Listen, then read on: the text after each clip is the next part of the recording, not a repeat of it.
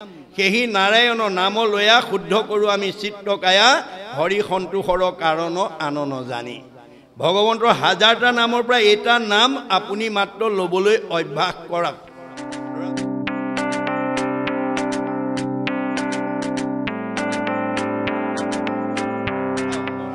আপোনাৰ জীৱই গতি পাই যাব ভগৱন্ত গুৰু ৰূপে আহি পৃথিৱীৰ ধৰ্মশাস্ত্ৰৰ ভিতৰত এখন অমূল্য গ্ৰন্থ মহাপুৰুষ মাধৱদেৱে লিখি থৈ গৈছে যিখন শাস্ত্ৰ পৃথিৱীৰ ভিতৰত সৰ্ববৃহৎ মানে মূল্যৱান শাস্ত্ৰ বুলি শাস্ত্ৰই স্বীকাৰ কৰিছে পৃথিৱীত ধৰ্মশাস্ত্ৰ আছে যত সবাহাৰে সাৰ আছে ঘোষাৰৰ মধ্যত 1000 এফাকি ঘোষা লিখিছে সেইকাৰণে হাজাৰী ঘোষা বুলি কয় আপুনি জীয়াই থকা দিনত যদি 1000 এফাকি ঘোষাৰ তত্ত্ব যদি উপলব্ধি কৰিব পাৰে পৃথিৱীত এনেকুৱা দ্বিতীয় ব্যক্তি নোলাব যিজনে আপোনাক তৰ্ক যুদ্ধত পৰাজয় কৰিব পাৰিব সমস্ত যুক্তি তৰ্ক ঘোষাৰ মাজত মহাপুৰুষে লিখি থৈ গৈছে তাৰে ভিতৰত এফাকি ঘোষা যদিও আপোনাৰ ঘৰৰ পৰিয়ালৰ প্ৰত্যেকৰ মুখত থাকে তেতিয়াও সেই জীৱটো উদ্ধাৰ হৈ যাব 1000 এফাকি ঘোষাৰ ভিতৰত এফাকি ঘোষাও যদি আমাৰ পৰিয়ালৰ প্ৰত্যেকৰ মুখতে থাকে তেওঁ উদ্ধাৰ হৈ যাব 1000 এফাকি ঘোষাৰ ভিতৰত এফাকি ঘোষাও যদি আজি তাৰিখলৈকে কাৰোবাৰ মুখত নাই মুখস্থ নাই হেতু জীৱ উদ্ধাৰ হ'ব নোৱাৰে বুজা নাই আমি কাৰোবাৰ হেতু দুৰ্বলতা আছে যে অহাকালিৰ পৰা আৰম্ভ কৰি দিব আমি কেতিয়াবা গৃহস্থী ঘৰৰ সেৱা সকাম ভাগৱত পাঠলৈ আমাক মাতে পাঠৰ অন্তত মানে নামৰ অন্তত ভকতে কয় এতিয়া সেৱকীৰ সেৱা কিছু গৃহস্থী বাপজনে আহি পেলাই আঁঠু লৈ পেলাই পিছৰ ফালে ঘূৰি চাই থাকে তাৰমানে আইগৰাকী অহা নাই আইগৰাকীয়ে তাৰমানে ইতিমধ্যে ভকতৰ চাহ তামোল দি ব্যস্ত হৈ আছে সময় দেৰি হৈছে ভকতে কয় হে বাপ হ'ব দিয়ক আইগৰাকীয়ে ভকত সেৱাই আছে ভগৱন্তৰ সেৱাই হৈ আছে আপুনিয়ে প্ৰাৰ্থনা ভাগ গাওক তেতিয়া বাপজনাই কয় নহয় তেওঁ আহিব লাগিব অৰ্থাৎ বাপৰ ঘোষা মুখস্থ নাই আজি তাৰিখলৈকে যদি কাৰোবাৰ এফাকি ঘোষা মুখস্থ নাই সেইটো জীৱ ভকত হ'ব নোৱাৰে দেই হৰি নাম ঘোষি কলি যুগত নিশ্চয় হৈবেক লোক ভকত লৰাই হওক ছোৱালীয়ে হওক ডেকাই হওক বুঢ়াই হওক বোৱাৰীয়ে হওক জীয়াৰীয়ে হওক যাৰ মুখত ঈশ্বৰৰ নাম ওলাব সেইজন ভকত আৰু যাৰ মুখত এটাও ঈশ্বৰৰ নাম নোলায় সি যিমান বিদ্যাৱন্ত ধনৱন্ত শ্ৰীমন্ত নহওক কিংবা ভাগৱতে কি বুলি কৈছে কদাচিতো নলৱৈ মহুৰ নাম যশ জানিবা অৰ্জুন সিটো মনুষ্য ৰাক্ষস ঈশ্বৰৰ নাম হাজাৰটা নামৰ পৰা মহাপুৰুষৰ 1000 এফাকি ঘোষাৰ পৰা যাৰ এফাকি ঘোষা এটা ভগৱন্তৰ নাম যাৰ মুখত নাই এজন দেখাতহে মানুহ তেওঁৰ ৰাক্ষস সেই মানুহজন বা সেই মানুহগৰাকী সেই ডেকা ল'ৰাটো বা সেই গাভৰু ছোৱালীজনী কি কাৰণে জীয়াই আছে খাবলৈ জীয়াই আছে আমাৰ দাৰ্শনিক পণ্ডিতে কৈছে জীয়াই থাকিবলৈহে খাব লাগে live to eat but no eat to live আমি আচলতে জীয়াই থাকিবলৈ খাব লাগে খাবলৈ জীয়াই থাকিব নালাগে আমাৰ সমাজত এতিয়া খাবলৈ জীয়াই থকা মানুহৰ সংখ্যা বেছি জুতিয়ে বুদ্ধিয়ে দিলেই ভাল নহ'লেই কাল কিছুমান মানুহ আছে আঞ্জা ভাজিত অকণমান নিমখ ইফাল সিফাল হ'লে ৰান্ধনি 12 বজাই দিব সেইটো স্বভাৱ যাৰ আছে সেইজন খাবলৈ জীয়াই থকা মানুহ দেই জীয়াই থাকিবলৈ খোৱা নহয় তেনে স্বভাৱৰ মানুহ স্বামীৰ উপযোগী নহয় বুলি লক্ষী স্বয়ম্বৰত লক্ষীয়ে চিনাক্তকৰণ কৰি থৈ গৈছে দৈত্যগুৰু শুক্ৰাচাৰ্যৰ ওচৰলৈ গৈ স্বামী নিৰ্বাচন কৰাৰ আগতে তেওঁ কৈছে জানো দৈত্যগুৰু শুক্ৰ হুন্ত মহাজ্ঞানী তথাপি নেৰন্ত সংগ লোভাবিষ্ট প্ৰাণী দৈত্যগুৰু শুক্ৰাচাৰ্য এজন জ্ঞানী মানুহ বুলি মই জানো কিন্তু বৰ লোভিয়াতো পৰে সংসাৰত নাহি মন্দ জুতি খাইবে নপাইলে লগাইবে নিতে দণ্ড এজন মহালোভিয়া এইজনক যদি মই স্বামী বৰণ কৰোঁ জুতিয়ে বুদ্ধিয়ে দিব নোৱাৰিলে সদায় মোৰ লগত কাজিয়া কৰিব এইজনক মই স্বামী বৰণ কৰিব নোৱাৰোঁ নাকচ কৰিছে দেই আমাৰ গাভৰু ছোৱালীবিলাকে ভাল স্বামী বাচিবলৈ হ'লে ভাগত শুনি ল'ব লাগিব পৰশুৰামৰ ওচৰলৈ গৈ কৈছে আচন্ত পৰশুৰাম হুন্ত ধৰ্ম মতি একোৱে প্ৰাণিত টান নাহি মিত্ৰৱতী পৰশুৰাম এজন ধাৰ্মিক মানুহ মই জানো পিছে কাৰো প্ৰতি এওঁ মৰম বোলা বস্তুটো নাই ইহাংক বৰিলে মূৰ নৰৈব অৱস্থা নিৰ্দয় পুৰুষে নুবুজয় দুখ বেথা যি স্বামীৰ অন্তৰত মৰম নাই সি ভাৰ্যাৰ দুখ কষ্টৰ কথা বুজি নাপায় মনত ৰাখিব কথাটো আমাৰ প্ৰত্যেকৰে অন্তৰতে প্ৰত্যেকৰ প্ৰতি মৰম চেনেহটো থাকিব লাগে গতিকে মৰম নথকা স্বামী কেতিয়াও স্বামীৰ উপযোগী হ'ব নোৱাৰে এই ধৰণে সকলো কথা ইয়াত বৰ্ণনা কৰিছে সেইকাৰণে আমাৰ উঠি অহা যুৱক যুৱতীসকলে নিজাববীয়াকে হওক সামাজিকভাৱে হওক গৃহতে হওক দশম কীৰ্তন ঘোষা ৰত্নাৱলী গীতা ভাগৱত আপোনালোকে পঢ়িবলৈ যত্ন কৰিব এটা পৰিকল্পনা কৰিব মই জীয়াই থকালৈকে ভাগৱতখন এবাৰ লুটিয়ামেই আৰু পৰীক্ষিতে যদি 12 স্কন্ধ শুনাৰ কাৰণে গতি পালে আপুনি পাবনে নাপায় পাব মই কীৰ্তনখন জীয়াই থাকোঁতে এবাৰ লুটিয়ামেই ঘোষাখন এবাৰ লুটিয়ামেই মানে ৰত্নাৱলী লুটিয়ামেই ৰত্নাকৰ লুটিয়ামেই এই ধৰণে পৰিকল্পনা কৰি ল'ব কাৰণ জীয়াই থাকোঁতে যদি আপুনি একো অৰ্থ নাজানে কিন্তু পঢ়ি আছে আমাৰ এখন ঘৰত আইগৰাকীয়ে বা বোৱাৰীজনীয়ে বা ছোৱালীজনীয়ে ৰাতিপুৱা শুই উঠিয়ে গা পা ধুই গুৰুগৃহ মচি কাচি ধূপ ধূনা জ্বলাই ধুনীয়াকৈ প্ৰাৰ্থনা কৰিছে ব্ৰহ্মাই আদি কৰি জীৱ যত ৰাম ৰাম ৰাম ৰাম ৰাম মায়া সজ্জা মাজে আছয় ঘুমতি যাই আন এঘৰত আকৌ এজনীয়ে গাইছে মুক্তিটো নিস্পৃহাজিতো সেহি ভকত কনমো ৰসময় মাগুহু ভকতি সমস্ত মস্তকমণি নিজ ভকতৰ বৈশ্য ভজু হেন দেৱ যদুপতি ধুনীয়া সুৰত গাইছে বাটেদি যোৱা মানুহ স্তম্ভিত হৈছে ছোৱালীজনী বোৱাৰীজনী মাত আৰু সুৰত কিন্তু বোৱাৰীজনীয়ে ছোৱালীজনীয়ে নাজানে ব্ৰহ্মা আদি কৰি জীৱ যত ৰাম ৰাম ৰাম ৰাম ৰাম মানেনো কি ইগৰাকীও নাজানে মুক্তিটো নিস্পৃহা যিটো সেহি ভকত কনমো ৰসময় মাগুহু ভকতি মানেনো কি গুৰুজনে কৈছে তোমাৰ মুখৰ আগতে বিহ অকমান পৰি আছে তুমি নাজানা অমৃত বুলি বুটলি খাই দিলা বিহে ক'ব নেকি এওঁ নাজানি খাইছে নামাৰো বুলি বিহ জানিয়েই খাওক বা নাজানিয়ে খাওক বিহে মানুহ মাৰিবই ঈশ্বৰৰ নাম অৰ্থ জানি লওক বা নাজানি লওক জানি বা নাজানি কৰে নামৰ কীৰ্তন তথাপিতো পাপদহী নামে কৰে চান সেই বোৱাৰীজনী বা ছোৱালীজনী প্ৰাৰ্থনাটোৰ সুৰ যিমান দূৰলৈকে যাব একজনে যদি নাম ওচৰৈ শুনে মানে পাপ সবাৰো হৰৈ মানুহটো দূৰৰ কথা মূৰ ভক্ত দৈত্য থাকিব উদাৰ চৰিত্ৰে কীট পতংগটো সিটো কৰিব পবিত্ৰ গতিকে মানুহটো দূৰৰ কথা সেই বোৱাৰীজনী বা ছোৱালীজনী প্ৰাৰ্থনাৰ সুৰেৰে পোক পৰুৱা পঁইতাচোৰা নিগনি পৰ্যন্ত উদ্ধাৰ হ'ব যিটো কথাৰ সত্যতা সৌ সিদিনা গুৰুজনৰ সন্মুখত নিৰূপণ কৰি এগৰাকী সতী নাৰীয়ে অলৌকিকক লৌকিক কৰি অবাস্তৱক বাস্তৱ কৰি জগতলৈ নিদৰ্শন এৰি থৈ গৈছে কোন ৰাধিকা সতী ৰাধিকা সতীয়ে গুৰুজনৰ ওচৰত সতী পৰীক্ষা দিবলৈ গৈ কি বুলি কৈছিল গুৰুদেৱ মোৰ সতীত্ব গুণৰ অন্যতম বৈশিষ্ট্য হৈছে অপ্ৰাতসে উঠিয়া কৰ গৃহ কৰ্ম গণ অবাহিৰে ভিতৰে কৰ গুময় সিঞ্চন মোৰ সতীত্ব গুণৰ অন্যতম বৈশিষ্ট্য মই ৰাতিপুৱা সোনকালে উঠি ঘৰ দুৱাৰ সাৰি মুচি পৰিষ্কাৰ কৰি ধূপ ধূনা জ্বলাই ঈশ্বৰ উপাসনা কৰি ঘৰখন প্ৰদূষণ মুক্ত কৰি ৰাখোঁ আৰু পুৱাৰ সৌৰ শক্তি আহৰণ কৰি মই সৃজনী শক্তি অটুট কৰি ৰাখোঁ অৰ্থাৎ যিসকল দম্পতীয়ে পুৱা সোনকালে উঠি সৌৰ শক্তি আহৰণ কৰিব সেইগৰাকী দম্পতীয়ে সন্তান জন্ম দিবৰ কাৰণে চিজাইন কৰিব নালাগে নৰ্মেল কৰিব পাৰিব মনত ৰাখিব বিজ্ঞানসন্মত ধৰ্ম বিশ্ববিখ্যাত বৈজ্ঞানিক আইনষ্টাইনে কৈছে science without religion is blind religion without science is লেম যিটো ধৰ্মত বিজ্ঞান নাই অন্ধ আৰু যিটো বিজ্ঞানৰ ধৰ্ম নাই সি খুৰা বিজ্ঞানৰ ধৰ্ম উত্তৰপ্ৰোত সম্বন্ধ গুৰুজনে বোলে বৰ সুন্দৰ হৈছে যোৱা পানী আনা তিনিটা গাঁঠি এপল পানী আৰু এপল মাটি ব্ৰহ্মপুত্ৰৰ পৰা আনি টেম্বনি জানত পেলাই দিয়াৰ লগে লগে বুৱতী নদী বন্ধ হৈ গ'ল সেই অঞ্চলৰ বানপানী কবলত থকা ৰাইজ উদ্ধাৰ হ'ল এগৰাকী সতী নাৰী সতীত্ব গুণৰ প্ৰভাৱে যদি বুৱতী নদী বন্ধ কৰিব পাৰে আমাৰ ঘৰখন আমাৰ পৰিয়াল আমাৰ সমাজখন আমাৰ পৰিৱেশটো ভাল কৰিব নোৱাৰিব কিয় মাত্ৰ বিশ্বাস লাগিব ঋকবেদত কৈছে ন গৃহম গৃহম ইতি আহু গৃহিণী গৃহম উচ্যতে তয়াহি সহিতা সৰ্বান পুৰুষায়াম সমুষ্ণুতে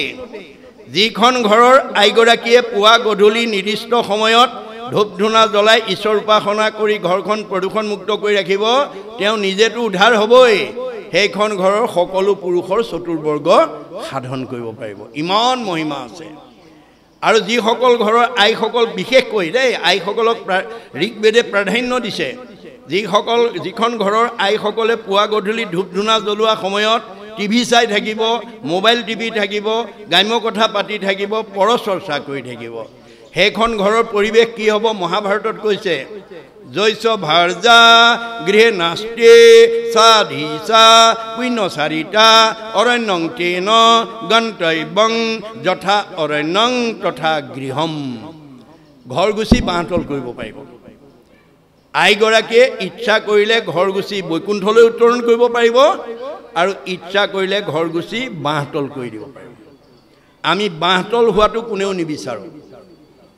আমি এখন ঘৰ বৈকুণ্ঠলৈ উত্তৰণ হোৱাটো বিচাৰোঁ কিন্তু এখন ঘৰক বৈকুণ্ঠলৈ উত্তৰণ কৰিবলৈ হ'লে আইসকল ঈশ্বৰ ভক্তিপৰায়ণ হ'বই লাগিব পুৱা গধূলি ধূপ ধূনা জ্বলাবই লাগিব গুৰু গৃহত সোমাই অৰ্জুনক কৈছে মূৰ গৃহে পুষ্পপাতি কৰিবা যতন শ্ৰদ্ধা ভাৱে মূৰ গৃহ কৰিবা লেপন গৃহক লেপনতে মিতিকাৰৰ ৰেণু যত সেহি কৰ্মে ভক্তি বাহে থাকে বৈকুণ্ঠত গুৰুগৃহ মচিকাচি আনোতে হাতৰ আঙুলিৰ সাজ যিমান তাত বহিব সিমান দিন সেই জীৱটোৱে বৈকুণ্ঠত নিবাস কৰিব পাৰিব যাৰ কাৰণে মহাভাৰতৰ ৬১ ৰজা জয়ধ্বজে নিজৰ গুৰুগৃহটো নিজে মচে এদিন গুৰুগৃহটো মচি ওলাই আহোঁতে তেওঁৰ পুৰোহিতজনে আহি পেলাই ৰাতিপুৱাই দেখা পালে বিতিসূত্ৰ নামৰ পুৰোহিতজনে দেখা পাই ৰজাৰ ওচৰলৈ গৈ ক'লে মহাৰাজ তুমি দেশৰ ৬১ ৰজা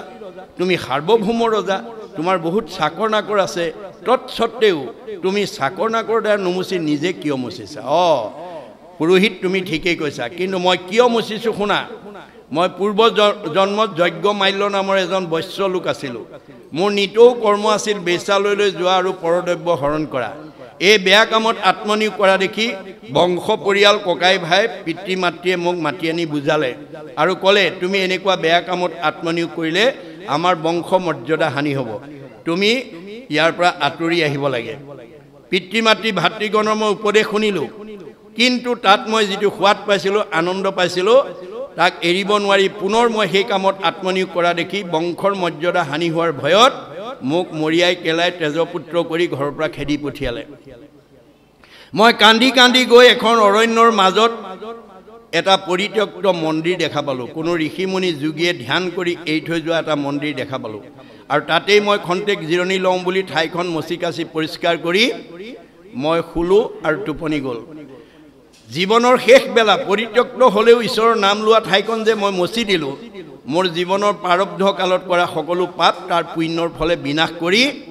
সেই পুণ্যৰ বলত ভগৱন্তই মোক এই জন্মত ইক্ষ্বাকু বংশৰ ৬১ ৰজা কৰি জন্ম দিছে আৰু মই জাতিস্মৰ শক্তিৰ বলত এই কথা উপলব্ধি কৰি তুমি ভবাৰ দৰে মোৰ মানে চাকৰ নাকৰ থকা সত্ত্বেও মই চাকৰ নাকৰ দ্বাৰা নমচি মই নিজেই মুচিছোঁ মন্দিৰ মুচিলে কি হয় শুনা হৰিৰ মন্দিৰ কৰে যিজনে মাৰ্জন তাৰ যত পুণ্য হয় নাযাই গণন নামঘৰ বা গুৰুগৃহ মুচিলে যিমান পুণ্য হয় সেইটো গণনা মই তোমাক দিব নোৱাৰোঁ জানিবা নাজানি কৰে মন্দিৰ মাৰ্জন সৰ্ব পাপ খণ্ডি জানিবা নাজানি কৰে মন্দিৰ মাৰ্জন তাহাৰো সাফল্য হোৱে মনুষ্য জনম কোনোবাই নাজানে মন্দিৰ বা নামঘৰ মুচিলে পুণ্য হয় বুলি নাজানাকেও যদি মুছে তেতিয়া তাৰ মনুষ্য জন্মৰ ধৰাৰ সাৰ্থকতা হ'ব আৰু যি জানে নামঘৰ বা মন্দিৰ মুচিলে সাৰিলে পুচিলে পুণ্য হয় স্বজ্ঞানত যিটো কৰে মাৰ্জন মন্দিৰ সৰ্বপাপ খণ্ডি হয় ভৱ ভয় পাৰ সি সকলো পাপৰ পৰা মুক্ত হৈ পৰম গতি লাভ কৰিব পাৰিব আজি আপোনালোকৰ অৱস্থা ভাল পকাৰে বনাইছে ফ্লোৰ কৰিছে কাৰবাৰ সমাজৰ অৱস্থা বেয়া খেৰ মাহেৰে বনাব কাৰবাৰ ব্যক্তিগত অৱস্থা ভাল মানে পকাৰে বনাইছে টাইলছ লগাইছে সোণৰূপৰ ফুল আৰি দিছে কিন্তু দুখীয়া ঘৰ গৃহস্থীয়ে খেৰ মাহেৰে বনাইছে ধনীয়ে কৰন্ত দিব্য হৰিৰ মন্দিৰ ইষ্টক পাষাণ্য ৰূপ সুবৰ্ণ প্ৰাচীৰ তৃণকাষ্ঠ দিয়া কৰে দৰিদ্ৰে নিৰ্মাণ তথাপি মাৰ্জন ফল দুয়োৰে সমান গতিকে আমাৰ নামঘৰ বা মন্দিৰ মচি আমি যাতে জীৱনটো সাৰ্থক কৰিব পাৰোঁ তাৰ কাৰণে আমি অনুৰাগী হ'ব লাগিব দেই অনুৰাগেই ভক্তি ভক্তি বুলি দেখুৱাই দিয়া বস্তু নহয় পৰম অনুৰক্তি ঈশ্বৰেই ভক্তি ঈশ্বৰৰ কথা জানিবৰ কাৰণে ঈশ্বৰৰ কৰ্ম কৰিবৰ কাৰণে ঈশ্বৰৰ স্থান পাবৰ কাৰণে ঈশ্বৰৰ ৰূপ দৰ্শনৰ কাৰণে আমাৰ মনৰ অনুৰাগটোৱে হৈছে ভক্তি ভক্তি আমাক কি কৰিব 6টা প্ৰমোচন দিব অনুৰাগে আমাৰ প্ৰথম স্কন্ধ ভাগৱত লিখিছে অনুৰাগ আগ্ৰহ ৰতি প্ৰীতি ভক্তি শান্তি মুক্তি এই 6টা প্ৰমোচন আমাক জীৱক দি দিব মাত্ৰ আপুনি অনুৰাগেৰে ভাগৱত শুনিবৰ কাৰণে পঢ়িবৰ কাৰণে বুজিবৰ কাৰণে জানিবৰ কাৰণে আপুনি মাত্ৰ অনুৰাগী হ'ব লাগিব দেই এই কথা আমাক কৈছে যে এতিয়া ক'লে যে হৰিবাক এইখিনি ক'লে যে সহস্ৰ দাসী মন্দিৰ দিব্য বাস দেখি অৰ্জুনৰ ভৈল পৰম উল্লাস গতিকে পাছত গৈ পেলাই যেতিয়া অৰ্জুনক সুভদ্ৰাৰ কথাটো বুজাই দিলে সুভদ্ৰাক যোগ্য দিব্য বস্ত্ৰ অলংকাৰ পৰম হৰিষে ৰামে দিলন্ত পাৰ কৃষ্ণৰ মুখৰ পৰা যেতিয়া সৎ জ্ঞানটো পালে তেতিয়া পূৰ্বৰ খং এৰি তেওঁ সকলো প্ৰয়োজনীয় বস্তুখিনি সুভদ্ৰাৰ কাৰণে আগবঢ়ালে উপহাৰ স্বৰূপে যত গৃহস্থৰ উপস্কৰ বস্তু ছয় সব শুদ্ধ সুবৰ্ণৰ দেখি মনোময় সকলো প্ৰয়োজনীয় বস্তুখিনি দিলে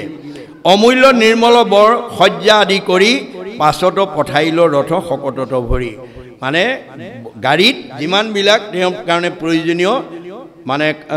আপোনাৰ কি লাগিব সজ্জা পালেং বা চকী বা প্ৰমুখ্য কৰি যিমানবিলাক যাৱতীয় বস্তু সকলো গাড়ী ভৰাই দি পঠালে সুবৰ্ণৰ অলংকাৰে মন্দিৰ হস্তি ছয় পঠাইলন্ত ৰথ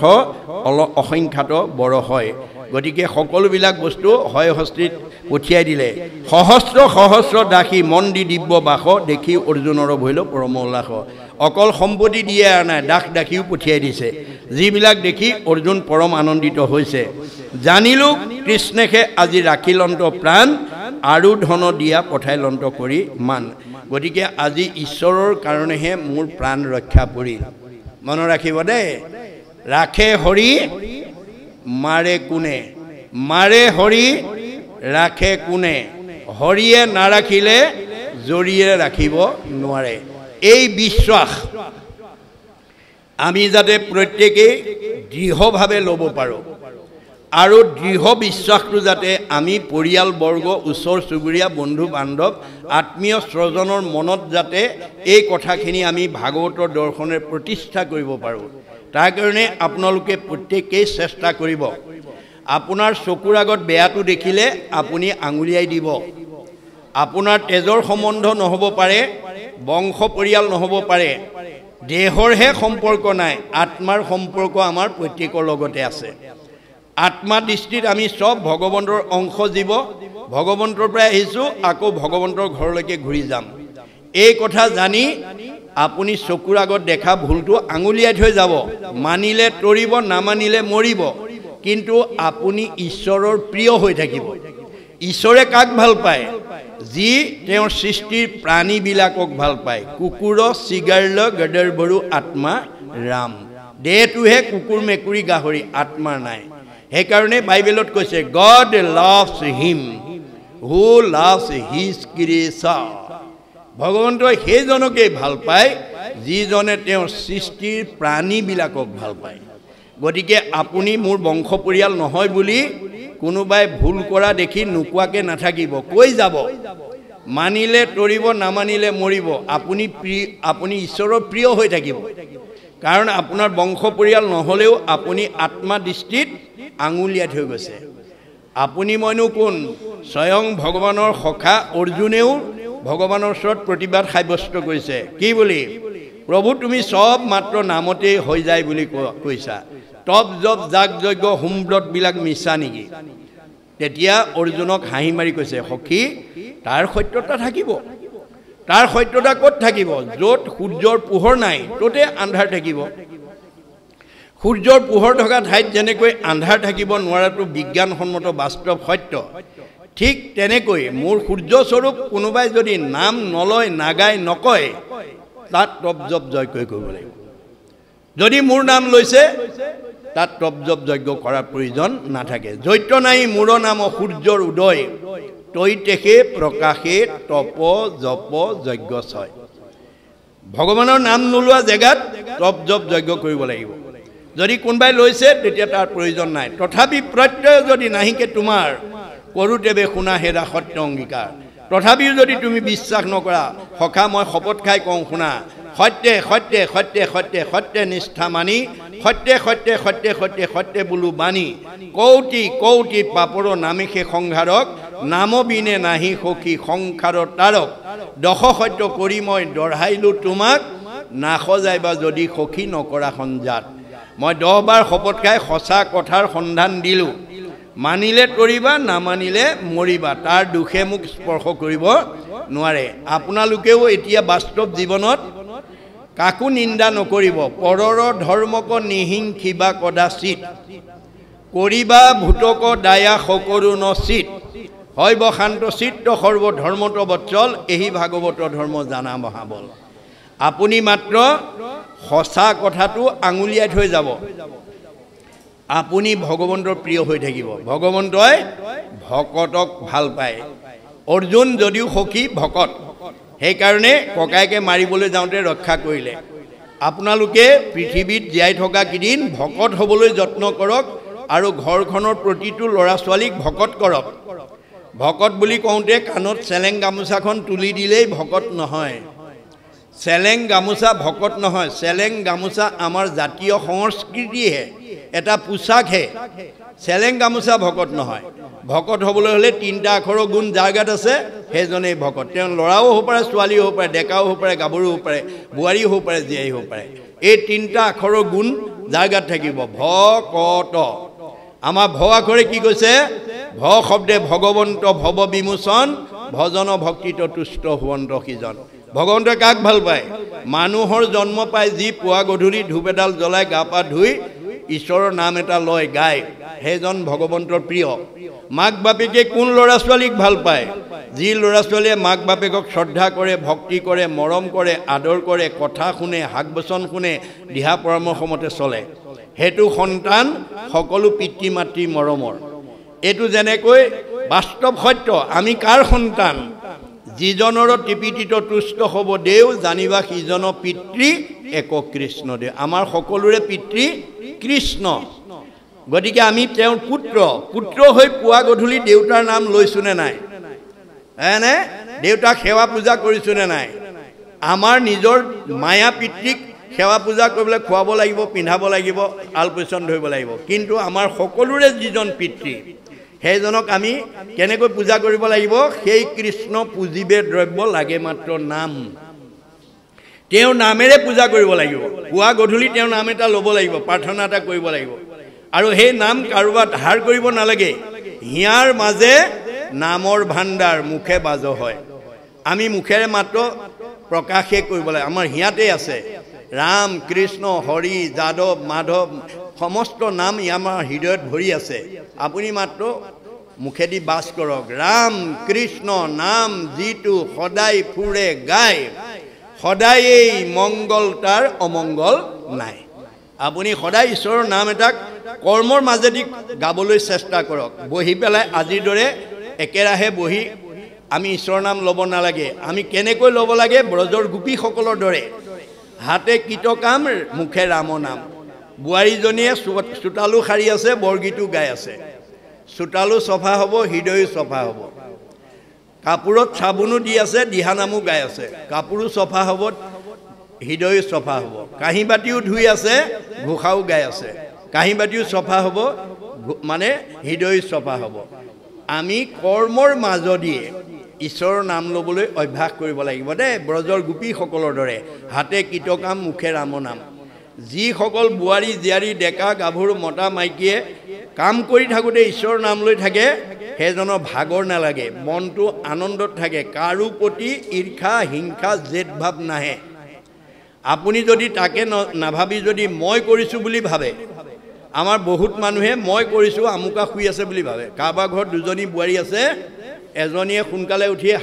চোতাল ঘৰ শাৰী কাঁহী বাতি ধুই আছে এজনী বেলি দুপৰলৈকে শুই আছে কাম কৰা জনীয়ে যদি মই কৰিছোঁ বুলি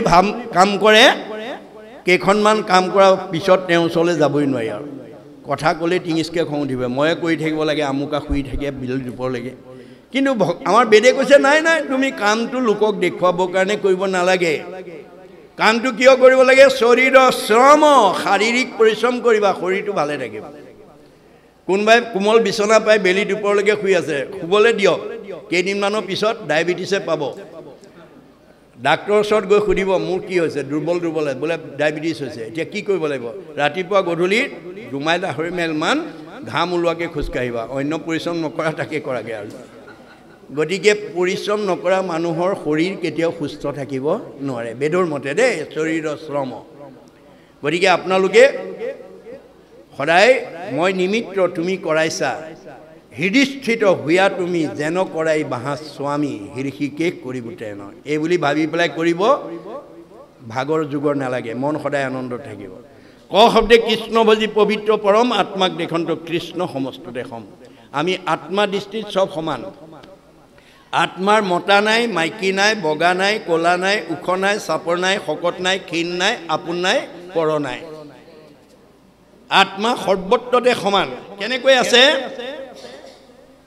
কে সাগ্ৰ শত ভাগস্য শতাংশ সাধিসাত্মক জীৱ সূক্ষ্ম অৰূপ অয়ং সংখ্যাতিটো হি চিৎকণ আমাৰ প্ৰত্যেকৰ দেহত ভগৱান কেনেকৈ আছে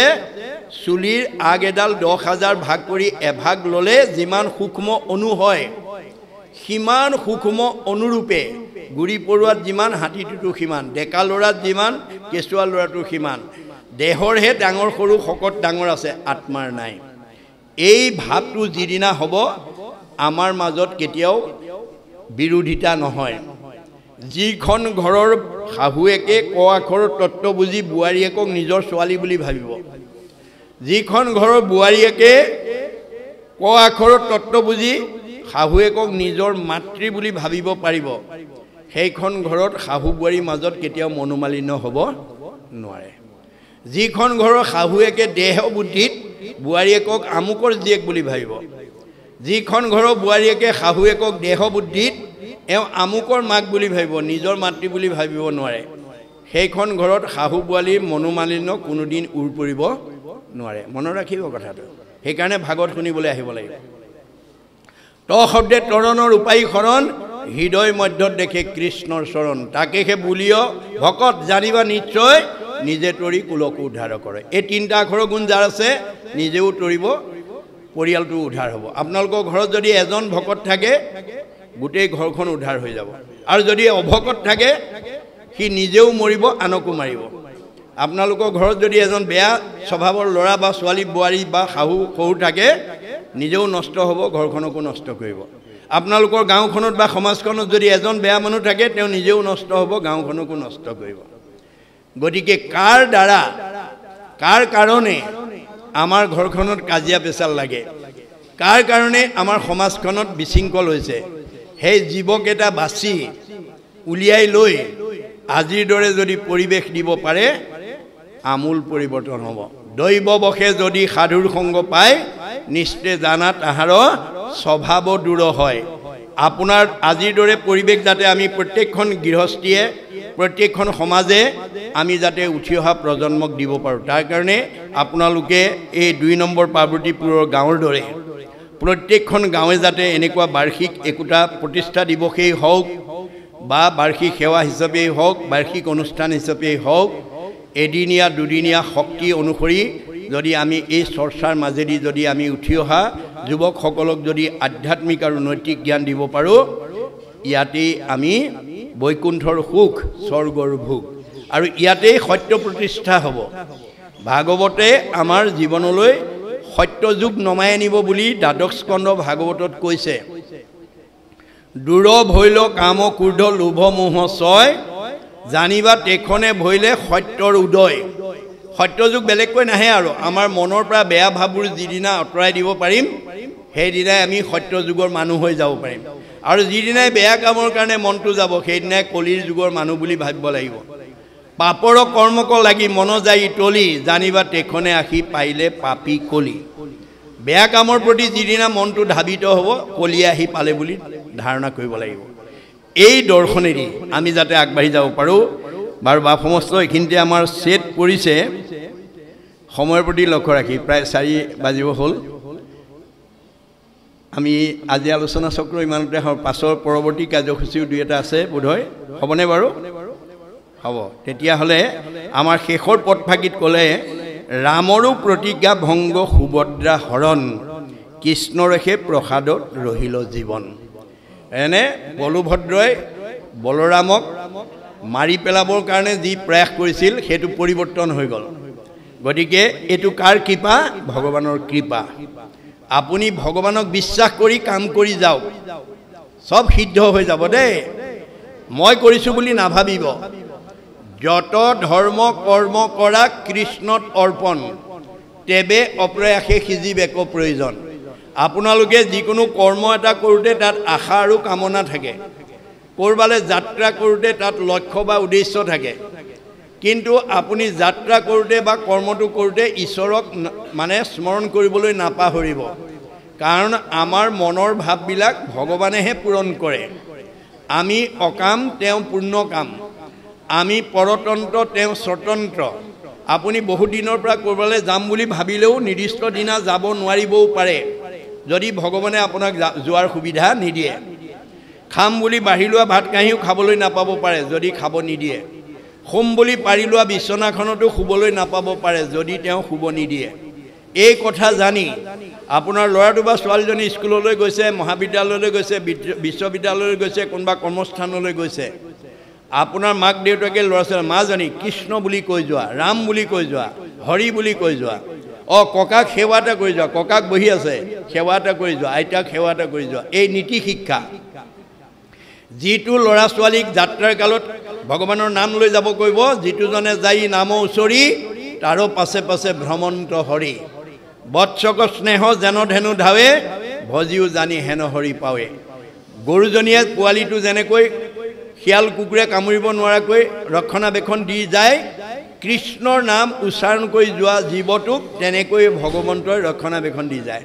আপুনি মাত্ৰ নিয়মটো শিকাই দিব কৈ দিব মনত ৰাখিব দেই আৰু আপুনি নিজেও কৰ্মবিলাক তেনেকৈ কৰিব কৰ্মটো মই কৰিছোঁ বুলি ভাবি নকৰিব মই নিমিত্ত তুমি কৰাইছা গতিকে প্ৰভু তোমাক অৰ্পণ কৰিলোঁ যত ধৰ্ম কৰ্ম কৰা কৃষ্ণত অৰ্পণ তেবে অপ্ৰয়াসে সিজিব একো প্ৰয়োজন যি ভগৱন্তত বিশ্বাস ৰাখে ভগৱন্তইও তাক বিশ্বাসত লয় আমাৰ এজন দাৰ্শনিক পণ্ডিতে কৈছে be faithful to your land will be faithful to you আপুনি মাটিডৰাক বিশ্বাস ৰাখি খেতি কৰক মাটিডৰাই আপোনাৰ বিশ্বাস কেতিয়াও ভংগ নকৰে আপুনি ভগৱন্তত বিশ্বাস ৰাখি কৰ্ম কৰক ভগৱন্তই আপোনাৰ কেতিয়াও বিশ্বাস ভংগ নকৰে এই আদৰ্শৰে আমি যাতে পৰৱৰ্তী জীৱন আগুৱাই নিব পাৰোঁ আমাৰ উঠি অহা প্ৰজন্ম আৰু আই বাপসকলক যাতে ভাগৱতৰ নীতি আদৰ্শৰে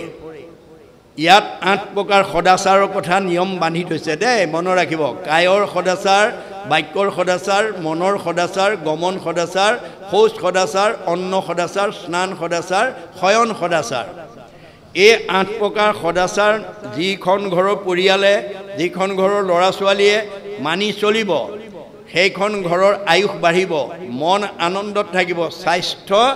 ৰোগমুক্ত হৈ থাকিব যিবিলাকে ভাগৱতৰ এই সদাচাৰ নামানে অনাচাৰ বেভিচাৰ কৰিব সি 100 বছৰ আগতে আমাৰ পৰা বিদায় ল'ব লাগিব ভগৱানে আমাক সবকে 100 বছৰ দি পঠিয়াইছে মনুষ্যৰ আয়ুষত বৰিষ সংখ্যাত তথাপিতো আমাৰ আজি বহুত উঠি অহা যুৱক যুৱতী পৰা ধৰি বহুত সমাজৰ মানুহ 100 বছৰ ভোগ কৰিবলৈ নোপোৱাকৈ আমাৰ মাজৰ পৰা বিদায় লৈছে গণ্ডগোল ক'ত লাগিল ৰহস্য ক'ত এই ৰহস্য ভেদ কৰিব লাগিব ৰহস্যক জানে যিটো লোক ভগৱানে দিয়া 100 বছৰ ভোগ কৰিবলৈ কিয় নাপালে ভাগৱতৰ দৰ্শন নাজানে ভাগৱত পঢ়া নাই ভাগৱত শুনা নাই ভাগৱত বুজা নাই ভাগৱতৰ নিয়ম মানিলে আয়ুস বঢ়াব পাৰিব শংকৰ মাধৱৰ পৰাই কেইবাজনো আটা পুৰুষে ভাগৱত শুনিছিল ব্যাখ্যা শুনিছিল কিন্তু তেওঁলোকৰ এটা চাৰিত্ৰিক বৈশিষ্ট্য আছিল কি গুৰুতকৈ শিষ্য হিয়ান খুচৰি খুচৰি লয় জ্ঞান নজনা কথাবিলাক সব গুৰু দুজনাৰ পৰা শিকি ল'লে শিকাওঁতা মাধৱদেৱ 107 বছৰ জীয়াই থাকিল শিকাওঁতা শংকৰদেৱ 120 বছৰ জীয়াই থাকিল তেওঁৰ পৰা শিকা আমাৰ নাৰায়ণপুৰত জন্মগ্ৰহণ কৰা বদলা আতা 130 বছৰ ৰাম আতা 140 বছৰ মথুৰা দাস আটাই 151 বছৰলৈ আয়ু বঢ়ালে ভগৱানে দিয়া বয়স 100 বছৰহে আছিল এই উপৰঞ্চি বয়সবিলাক কাৰ পৰা পালে যিবিলাকে নিয়ম নামানে অনাচাৰ বেবিচাৰ ভ্ৰষ্টাচাৰ কৰিব তাৰ পৰা আয়ুষ কাটি নি পেলাই নিয়ম মনাবিলাকক যোগ দিব বেলেগৰ পৰা আনিব নোৱাৰে দেই আমাৰ পৰাই কাটি লৈ যাব সেই কাৰণে আমাৰ প্ৰতিটো ল'ৰা ছোৱালীয়ে যাতে ভাগৱতৰ প্ৰথম স্কন্ধৰ পৰা দ্বাদশ স্কন্ধ আজিৰ দৰে পৰিৱেশ সৃষ্টি কৰি আমি যাতে তেওঁলোকক শুনাব পাৰোঁ বুজাব পাৰোঁ তাৰ কাৰণে যত্ন কৰিলে ধন কটা ঘটাৰ সাৰ্থক হ'ব 2 নম্বৰ পাৰ্বতী গাঁৱৰ যিমান ধন আজি তাৰিখলৈকে খৰচ কৰিলে উপাৰ্জন কৰিলে তাৰ ভিতৰত এই দুটা দিনৰ কাৰণে যিটো ধন আপোনালোকে খৰচ কৰিলে হেতুহে আসল সাৰ্থক ধন অৰ্থ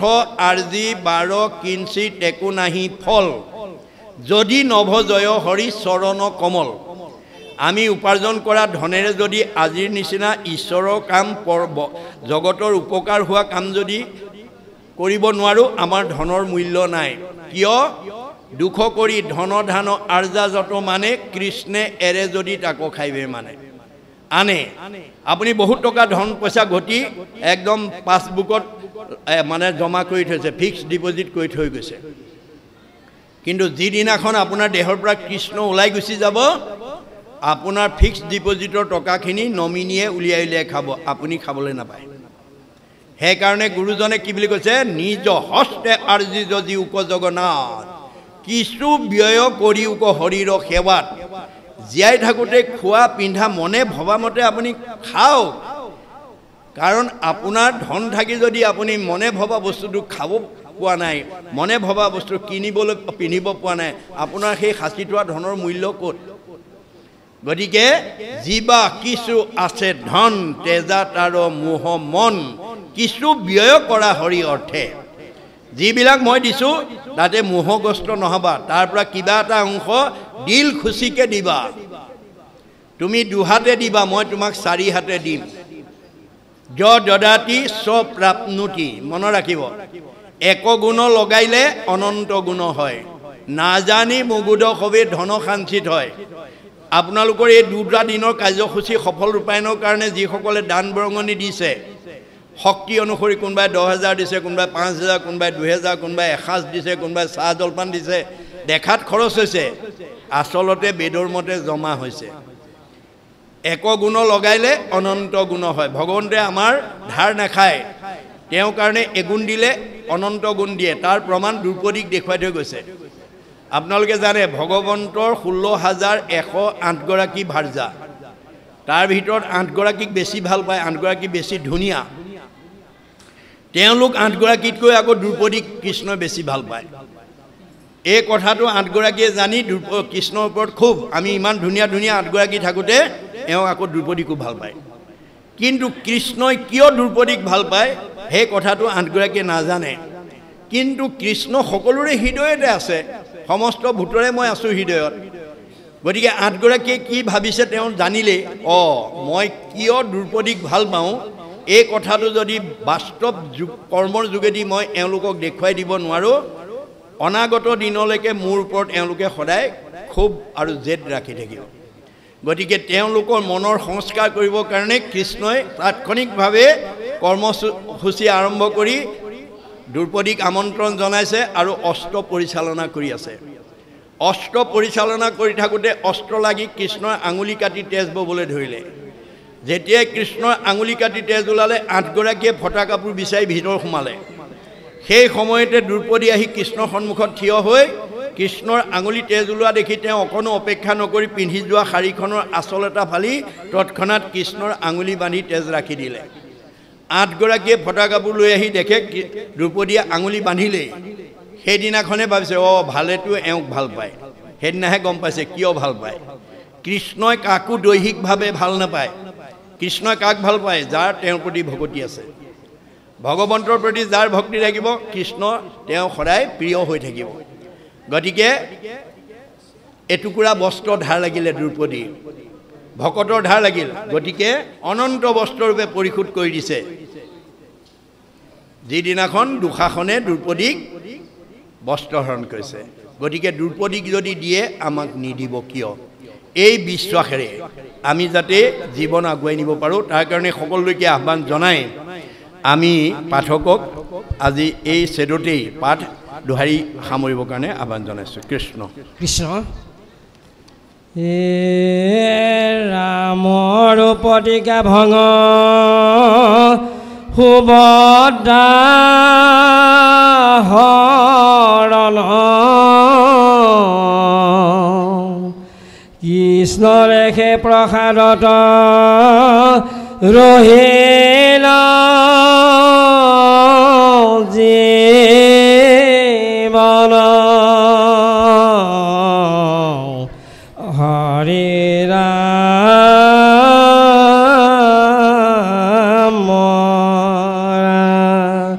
ৰামে ৰামৰ প্ৰতিজ্ঞা ভঙ সুভদ্ৰা হৰণ কৃষ্ণ ৰেখে প্ৰসাদত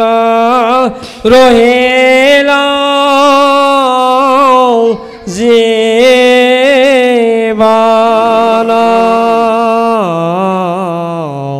হৰি